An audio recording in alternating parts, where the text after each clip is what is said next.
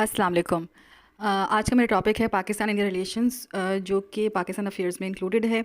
अब हम देखेंगे कि राइट फ्रॉम द इंडिपेंडेंस, ठीक है, वहाँ से लेकर अब तक जो हैं जो सूरत हाल है वो क्या है, कैसी है, और इनके रिलेशंस आपस में कैसे चलते रहे हैं।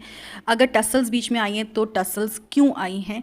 So if you haven't subscribed my channel, आज की जो वीडियो वो बहुत इंपॉर्टेंट होने वाली है। You have to listen each and everything carefully, ठीक है। मैं आपको बहुत सारी चीज़ें इसमें इंपॉर्टेंट ऐसी बताऊंगी जो आपके लिए ज़रूरी है, ठीक है। अच्छा, सब्सक्राइब कर लीजिएगा, सब्सक्राइब भी कर लें और वीडियो को लाइक कर दें। अगर आपको वीडियो अच्छी लगती है, मैं इन्फॉर्मेशन जो मैंने आपको दी है इन्फॉर्मेशन अच्छी लगती है तो लाइक कर दें, नहीं अच्छी लगती तो डिसलाइक कर दें। It's up to you and I always welcome your views, your comments, whatever you think, I always welcome that. चलें जी। अच्छा, आज की वीडियो में आपको क्या बताने वाली हूँ, जो मेन जो क्रक्स रहेगा इस वीडियो का वो रहेगा जनाब what was Indus water dispute, ठीक है। आपको पता चलने वाला है। सो इस वीडियो को मिस मत कीजिएगा। ताशकंद डिक्लेरेशन क्यों हुआ था, क्या हुआ था उसमें, ठीक है। कश्मीर डिस्प्यूट किस वजह से शुरू हुआ, ठीक है, और आगे उसमें क्या रिफॉर्म्स आए, नहीं आए। हु वाज अभिनंदन वर्तमान, अभिनंदन कौन थे, और पाकिस्तान कैसे पहुँचे, और what happened in 1988 SAARC conference, क्या हुआ था ऐसा, ठीक है। अगर आपने पता करना है ना तो देखते रहिए वीडियो। अच्छा जी, let's go to the first slide. अच्छा, सबसे पहले बात कर लेते हैं आइडियोलॉजी की। आइडियोलॉजी मीन्स नज़रिया, ठीक है, point of view. Different on the basis of religion, culture, traditions, fashion, life styles, likes and dislikes. देखें, आइडियोलॉजी जो है ना हमेशा से चेंज थी, डिफरेंट थी, ऐसा ही है। और किसी एक एस्पेक्ट से नहीं बल्कि ज़िंदगी के हर एस्पेक्ट से Hindus and Muslims had different ideologies, ठीक है। आइडियोलॉजीज़ डिफरेंट होती हैं तो ऑब्वियसली आपका रहना जो है साथ में वो इट इज़ नॉट पॉसिबल। आप रिलीजन को ले लें, कल्चर को ले लें, ट्रेडिशन को ले लें, फैशन को ले लें, whatever you take, any aspect, in every aspect of life they both are different. और इसी की बेसिस पे जनाब टू नेशन थ्योरी जो थी वो इम्प्लीमेंट की गई बाय मुस्लिम स्कॉलर्स। अच्छा, Pakistan was created the day when the first Hindu became मुस्लिम।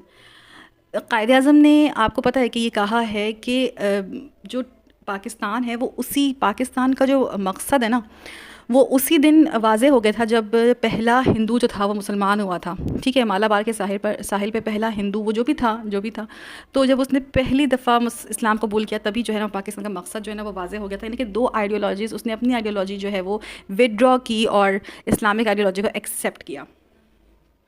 इनके बीच में, इन दोनों नेशंस के बीच में क्लैशेस चलते रहे, religious and national political issues, बहुत सारे क्लैशेस होते रहे। अच्छा जी, हिस्ट्री ऑफ सब कॉन्टिनेंट थोड़ी सी डिस्कस कर लेते हैं।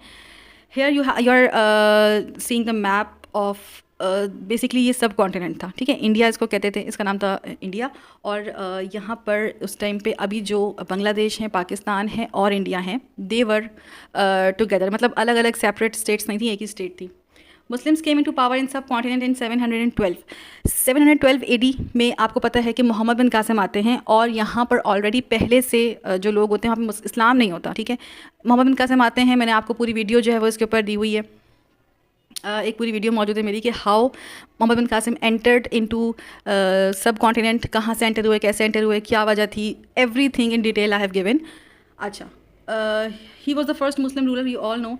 Many Hindus at that time started converting to Islam, क्योंकि वहाँ पर था कास्ट सिस्टम था और डिफरेंट इस तरह का एटमॉस्फेयर था कि हिंदूज़ ने जब देखा कि इस्लाम यहाँ पर आया है, एक न्यू रिलीजन है, तो दे स्टार्टेड एम्ब्रेसिंग इस्लाम, ठीक है। इस्लाम में कन्वर्ट होना शुरू हो गया और फिर आहिस्ता आहिस्ता देखते देखते बहुत सारे हिंदू जो थे वो मुसलमान हो गए और सब कॉन्टिनेंट में फिर मुसलमानों की जो है वो आबादी बढ़ने शुरू हो गई तेज़ी से। अच्छा, उसके बाद क्या होता है कि इंडिया को रूल करते हैं, वक्त गुजरता गया, सदियाँ गुजरती गई और उसके बाद एक वक्त आया जब मुग़ल एम्परर्स यानी मुग़लों का दौर जो है वो यहाँ पर आया और 300 साल तक मुग़ल बादशाहों ने यहाँ पर हुकूमत की। ब्रिटिश ने इंडिया का राज संभाला, ब्रिटिश ने इंडिया को टेक ओवर किया और मुसलमानों से यानी मुग़ल बादशाहों से जो है वो हुकूमत छीनी। और जो आखिरी मुग़ल एम्परर थे उनका नाम क्या था, या आप मुझे बताएंगे कमेंट में, ठीक है। आखिरी मुग़ल बादशाह का नाम क्या था, आपको जल्दी से बताना है। Very famous, he was very famous, of course you know about that, please write in the comment. अच्छा जी, ब्रिटिश ने राज संभाला इन 1858 में एक जो है वो स्ट्रगल फॉर इंडिपेंडेंस स्टार्ट हो गई। ठीक है, क्यों स्टार्ट हो गई? ऑब्वियसली मुसलमानों की जो हुकूमत थी उससे, मुसलमानों से लेके और ब्रिटिश आ गए, ब्रिटिश ने इंडिया को टेक ओवर कर लिया, बोथ मुस्लिम्स एंड हिंदूज़। अच्छा, अब आप ये देखिए कि उस टाइम पे जब ब्रिटिश आई है, ठीक है, तो हिंदुओं का और मुसलमानों का एक ही मोटिव था। ठीक है, इन दोनों का एक ही मोटिव था, और मोटिव क्या था? इंडिपेंडेंस। ठीक है, इंडिपेंडेंस किससे? ब्रिटिश से।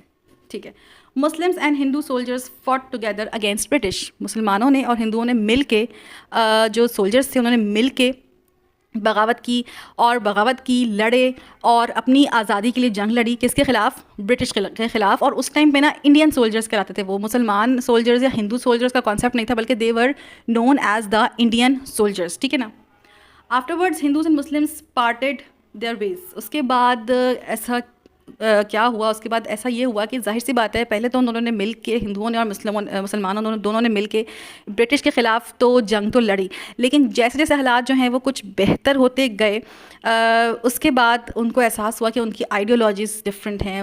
वो दो अलग अलग नेशंस हैं, और दो अलग अलग नेशंस हैं, उनकी पसंद नापसंद, उनका रिलीजन, कल्चर, हर चीज़ चेंज है।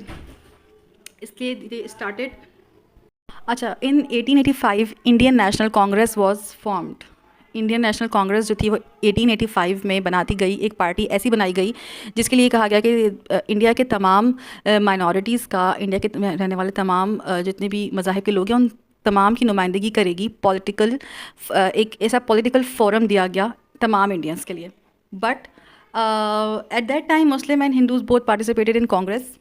Congress used to work only for the betterment of Hindus, and it only served Hindus. ठीक है, it was very clear that always the Congress was observed as serving Hindus only.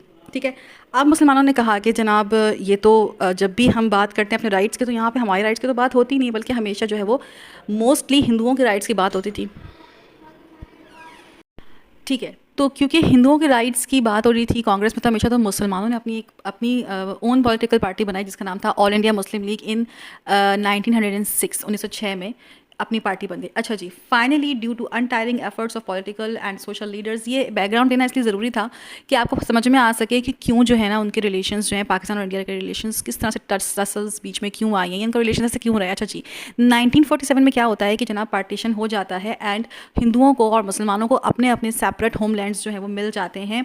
लेकिन ये जो partition हुआ है, ये जो डिवीज़न हुआ है बीच में, ये अनजस्टिफाइड है। ठीक है, मुसलमानों को ऐसे काफ़ी सारे एरियाज़ थे जहाँ मुसलमानों की जो थी वो मेजॉरिटी थी, और मुसलमानों को वो एरियाज़ नहीं दिए गए थे। यानी कि मुसलमानों की मेजॉरिटी एरियाज़ में भी मुसलमानों की जो थी वो हुकूमत नहीं थी, पाकिस्तान से उनको अफिलिएट या ज्वाइन नहीं किया गया था। प्रिंसली स्टेट्स जो थी, यानी कि जो रियासतें थीं जहाँ पर नवाबों वगैरह की हुकूमत थी, उनको ये राइट दिया गया था कि अगर वो चाहें तो इंडिया को ज्वाइन कर सकती हैं, और अगर वो चाहें तो पाकिस्तान को ज्वाइन कर सकती हैं। उन्होंने अपनी मेजॉरिटी ऑफ द पॉपुलेशन के बेसिस के ऊपर जो है वो इंडिया और पाकिस्तान को ज्वाइन किया। अच्छा, कश्मीर डिस्प्यूट क्यों हुआ? कश्मीर डिस्प्यूट इसलिए अराइज हुआ कि Kashmir was a princely state. Kashmir भी एक ऐसी स्टेट थी जहाँ पर जो है वो राजा होते थे, और वो एक मुस्लिम मेजॉरिटी स्टेट थी। राजा जो थे वहाँ के वो हिंदू थे, और he went against the consent of the masses. जो वहाँ के लोग थे वो चाहते थे कि पाकिस्तान को ज्वाइन करें, क्योंकि जाहिर सी बात है वो लोग मुसलमान थे, और मुसलमानों ने जो है वो पाकिस्तान को ज्वाइन करना था। लेकिन जो राजा थे वो यही चाहते थे, उनकी जो थी वो डील ये हुई भी थी कि उनको इंडिया को ही ज्वाइन करना था एनी हाउ।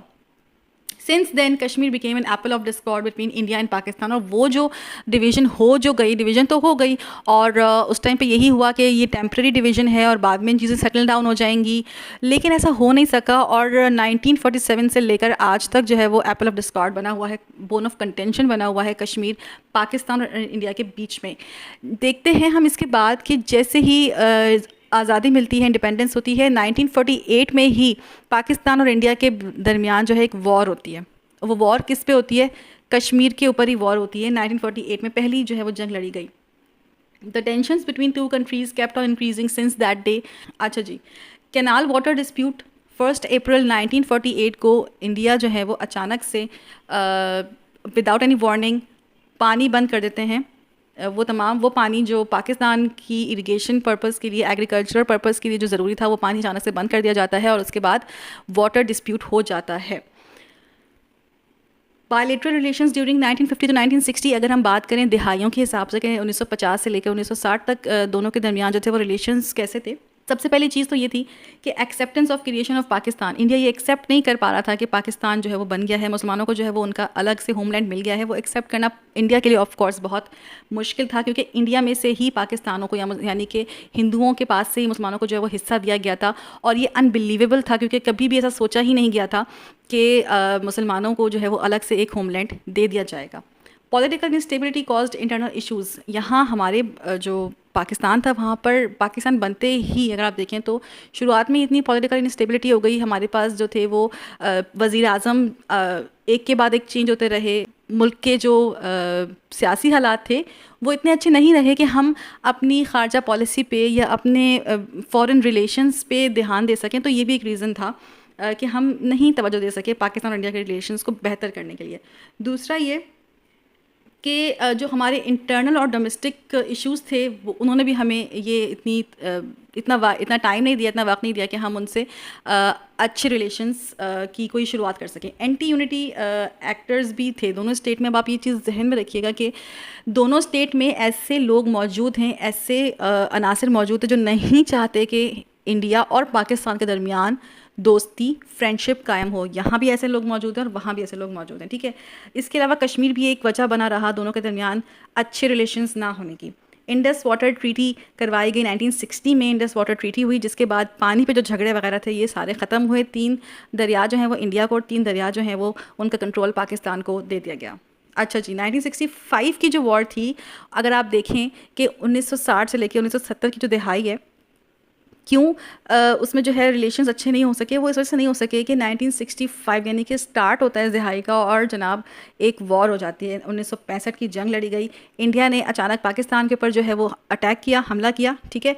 पाकिस्तान ने भी उसका जवाब दिया और उसके बाद ये चीज़ सामने आई कि इस जंग की भी जो एक बेस थी ना वो कश्मीर इशू ही था।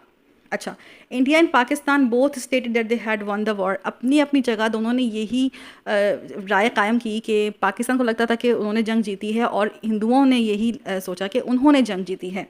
रशिया जो है वो बीच में आता है, ठीक है, रशिया बीच में आता है और ताशकंद में एक डिक्लेरेशन होता है जिसमें रशिया एक बहुत इंपॉर्टेंट रोल प्ले करता है। और उसके बाद ये होता है कि दोनों कंट्रीज़ ने जितनी भी टेरिटरी ऑक्यूपाई की थी उनको ये कहा गया कि अब आप जो है वो अपनी अपनी टेरिटरीज़ में वापस चले जाएं, आपका जो भी कंट्रोल है उसको छोड़ दें और जहाँ पहले जिस तरह की स्टेट थी आपने वैसे ही वापस चले जाना है अपनी अपनी आर्मी को लेकर। तो एक तरीके से ये जंग हुई और लेकिन विदाउट एनी रिज़ल्ट जो है वो इख्तिताम पजीर हुई। अच्छा, 1970 से लेके 1980 की अगर दहाई की हम बात करें तो इंडिया का जो रोल है वो स्टार्ट होता है, यानी कि 1970 के बाद 71 आता है तो हम देखते हैं कि इंडिया का रोल रहा है बांग्लादेश की जो जंग हुई थी पाकिस्तान के लिए, मतलब पाकिस्तान और ईस्ट पाकिस्तान और वेस्ट पाकिस्तान में जो जंग हुई उसमें भी इंडिया का रोल जो है वो रहा है और वेस्ट पाकिस्तान को रॉ ने हमेशा सपोर्ट किया है। जब ये जंग हो गई तो उस टाइम पे 93,000 प्रिजनर्स को ले जाकर इंडिया जो है वो इंडिया ने अपने पास जो है वो रख लिया था, ठीक है, वहाँ पे कैद कर दिया था। जुल्फ़िकार अली भुट्टो ने उस टाइम पे एक बहुत अच्छा रोल प्ले किया और उन्होंने उन तमाम प्रिजनर्स को यानी 93,000 प्रिजनर्स को वहाँ से वापस लाने में बहुत बड़ा रोल प्ले किया। उसके बाद सिमला एग्रीमेंट होता है 1972 में ताकि दोनों मुल्कों के ताल्लुकात को बेहतर बनाया जा सके और नॉर्मलाइज किया जा सके बायलैटरल रिलेशंस को between the two countries. Simla agreement होता है 1972 में, ठीक है। ये तमाम चीज़ें हो रही हैं, लोग चाह रहे हैं, इंडिया के भी लोग चाह रहे हैं, पाकिस्तान के भी लोग चाह रहे हैं कि जनाब हालात जो हैं वो बेहतर हों। अब हम देखते हैं क्या होता है कि 1980 की दहाई जो है वो शुरू होती है और सिखों का एक इशू आ जाता है, यानी कि सिख जो है वहाँ पे वो राइट्स करते हैं और बगावत कर रहे होते हैं या मसले मसाइल क्रिएट कर रहे होते हैं। So ISI was accused of spreading hatred among Sikhs in 1985 में सिखों ने जो रिबेलियन किया या सिखों ने जो भी मूवमेंट स्टार्ट करी तो इसका इल्ज़ाम जो है वो ISI के ऊपर लगा दिया गया और ये कहा गया कि ISI की वजह से सिख जो हैं वो यहाँ पर मतलब नफ़रत फैला रहे हैं या प्रॉब्लम क्रिएट कर रहे हैं। अच्छा, Rajiv Gandhi and Benazir signed an agreement in 1988 में उस टाइम पे बेनज़ीर भुट्टो साहिबा जो थी वो उस टाइम पे वज़ीर आज़म थी, तो उन्होंने राजीव गांधी के साथ मिलकर जो है एक एग्रीमेंट साइन किया और एग्रीमेंट साइन उन्होंने इसलिए किया कि भाई आपस में हम इकोनॉमी आपस में बेहतर बनाएंगे, हम आपस में सोशल रिलेशंस, पॉलिटिकल रिलेशंस, अपने जो भी हैं बायलैटरल रिलेशंस जो हैं हम उसको बेहतर बनाएंगे और हम मज़ीद जो है वो आगे बिटरनेस ये सब चीज़ें ख़त्म करेंगे। 1989 में कश्मीर में जिहाद स्टार्ट हो जाता है और इंडिया अक्यूज़ करता है पाकिस्तान के ऊपर कि कश्मीर में जो जिहाद स्टार्ट हुआ है उसमें जो है वो पाकिस्तान का हाथ है, यानी कि एक दफ़ा फिर से जो माहौल है वो आपका मतलब रिलेशंस हैं वो इतने अच्छे नहीं हैं। और 1980 से लेके 1990 तक का जो ये जो एरा है ये डेकेड जो है ये भी जो है वो इतनी अच्छी खास खातिर ख्वाह नहीं रही पाकिस्तान के रिलेशंस के हिसाब से। अच्छा, 1990 से लेके 2000 अब ये एक डेकेड देखते हैं कि ये कैसा रहता है। ये नवाज़ एंड बेनज़ीर डेकेड है, यानी कि नवाज़ शरीफ और बेनज़ीर की हुकूमत रही है इस पूरी डेकेड में और एक अच्छा एटमॉस्फेयर क्रिएट किया गया या क्रिएट करने की कोशिश की गई और अच्छा एटमॉस्फेयर दोनों मुल्कों के दरमियान हो गया। ठीक है, इसके बाद क्या होता है 1998 में पाकिस्तान ने किए हैं अपने एटॉमिक ब्लास्ट और पाकिस्तान बन जाता है न्यूक्लियर पावर। ठीक है, अब जब पाकिस्तान न्यूक्लियर पावर बन जाता है तो इंडिया जो है वो थोड़ा सा अलर्ट हो जाता है और वो जो एक अच्छा एटमॉस्फेयर चल रहा होता है वो एकदम से मतलब आप समझने के थोड़ा सा उसमें कोल्डनेस आ जाती है। ठीक है, क्योंकि पाकिस्तान अब एटॉमिक पावर बन चुका है और इंडिया पहले से ही एटॉमिक पावर है, तो अब जाहिर सी बात है दोनों मुल्क ये सोचते हैं कि क्योंकि दोनों मुल्क एटॉमिक पावर हैं तो कहीं कोई इस तरह की बात ना हो कि जंग की तरफ ना चले जाएँ, तो अब लिहाजा आपस में थोड़ा सा ना यहाँ से कुछ इतनी अच्छी हालात हैं ना वहाँ से इतने अच्छे हालात हैं। ठीक है, उसके बाद 1999 में कारगिल वॉर होती है। ठीक है, कारगिल वॉर होती है, मुशर्रफ साहब जो हैं वो हुकूमत संभालते हैं, मार्शल लॉ लगा दिया जाता है और कारगिल वॉर होती है। 2000 स्टार्ट हो जाता है और अभी जनरल मुशर्रफ जो हैं वो हुकूमत में है, यानी कि मार्शल लॉ लगा हुआ है। इसी दौरान क्या होता है कि इंडियन पार्लियामेंट पे 13 दिसंबर 2001 को इंडियन पार्लियामेंट पे एक अटैक किया जाता है जिसका जो इल्ज़ाम है वो इंडिया लगाता है जनाब आईएसआई पे। ठीक है, अच्छा, अब हालात कशीदा ही हैं दोनों तरफ से, लेकिन 2004 में सार्क कॉन्फ्रेंस होती है और उस सार्क कॉन्फ्रेंस में ये कोशिश की जाती है कि जनाब दोनों मुल्कों के दरमियान जो हैं जो एक सर्द ताल्लुकात हैं उनको बेहतर बनाने की कोशिश की जाए।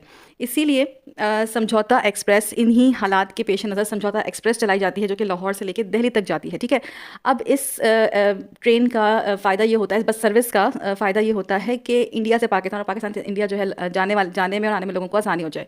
लेकिन 2007 में क्या होता है कि समझौता एक्सप्रेस पे हमला कर दिया जाता है और बहुत सारे जो आम लोग होते हैं, आवाम होती है, उसको वो मार दी जाती है। अब पाकिस्तान इस दफ़ा शक करता है इंडिया पर, ठीक है, कि इंडिया ने जो है यहाँ पे हमला किया है और हमला करवाया है।